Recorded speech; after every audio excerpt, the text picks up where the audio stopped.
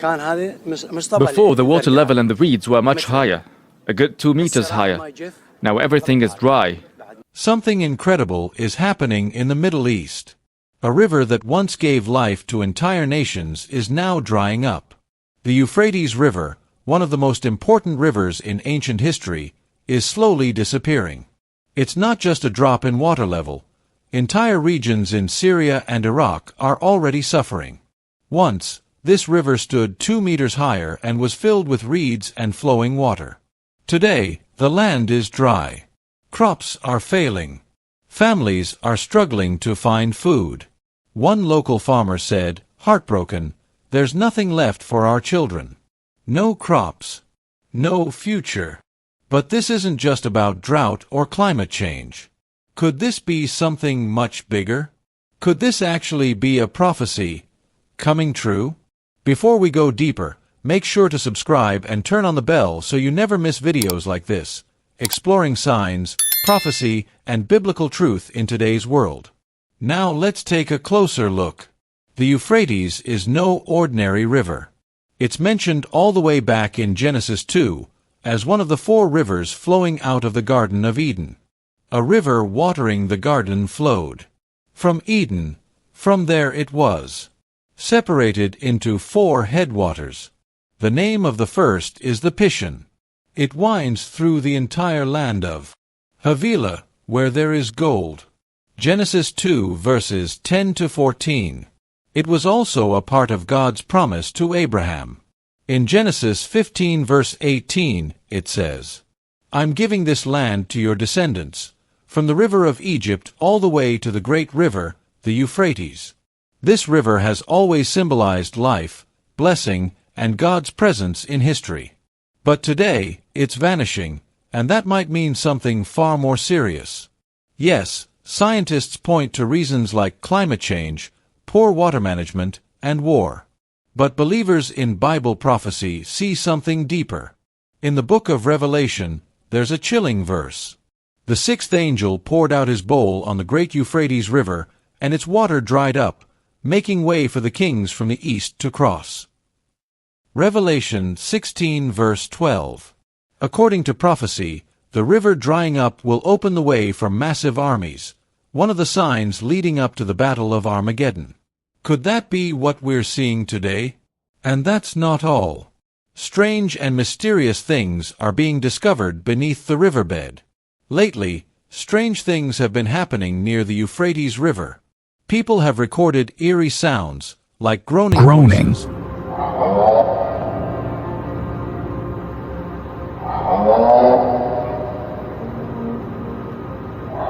coming from the dried-up riverbed. Some say it's just a natural phenomenon. Others believe it's something spiritual, something not of this world. There's no official explanation yet, but these strange sounds line up with a chilling prophecy found in Revelation 9. The 6th angel blew his trumpet, and a voice said, "Release the 4 angels who are bound at the great river Euphrates." Revelation 9 verses 14 to 15. According to this passage, 4 powerful angels have been restrained at the river, waiting for the exact time in history when they will be released. And when they are, the prophecy says they will bring destruction to 1/3 of mankind. Could these spiritual forces be awakening as the river continues to dry up? But that's not all that's being uncovered. As the waters pull back, archaeologists have found something incredible. Ancient cities, ruins, and artifacts hidden beneath the Euphrates for thousands of years. One major discovery is the lost city of Mari, once a powerful center of ancient civilization. These findings aren't just historical. They could be evidence supporting stories from the Bible. And who knows what else could still be buried there? Temples, tombs, or even forgotten scrolls, just waiting to be revealed after centuries of silence. Some scholars believe the land under the Euphrates may hold secrets from humanity's earliest days, and possibly even clues about what's still to come. The Bible warns that in the last days, there will be confusion, deception, and the rise of a powerful global leader known as the Antichrist. And it won't all happen at once. It will come slowly, through fear, chaos, and crisis. In 2 Thessalonians 2 verses 3 to 4, it says, "Don't let anyone fool you in any way. That day won't come until there's a great rebellion and the man of sin is revealed, the one who's headed for destruction. He will stand against everything people worship and even put himself above God, sitting in God's temple and claiming to be God." The same events that are drying up the Euphrates, wars, instability, and political unrest, are also preparing the world for someone who will appear to bring peace, but in the end, lead it into darkness. And the Euphrates River? It might be playing a much bigger role in this prophetic timeline than most people realize. Yes, the signs are serious. Yes, the warnings are real. But Jesus told us not to be afraid. In Matthew 24, verses 6 to 8, he said, "You'll hear about wars and threats of wars, but don't be afraid. These things must happen, but the end isn't here yet. Nations will fight against nations, and there will be famines and earthquakes in many places. But all these things are just the beginning, like birth pains before a baby is born."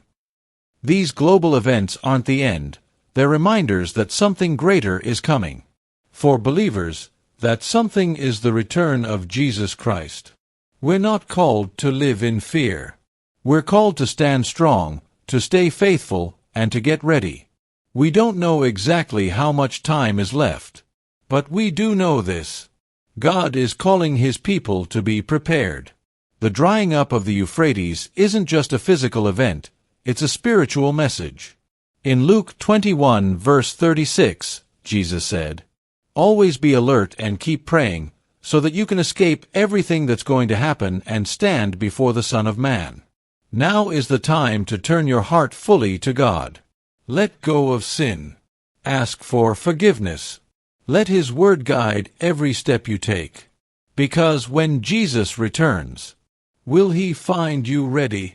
Will you be standing with Him? The choice is yours, and the time to choose is now.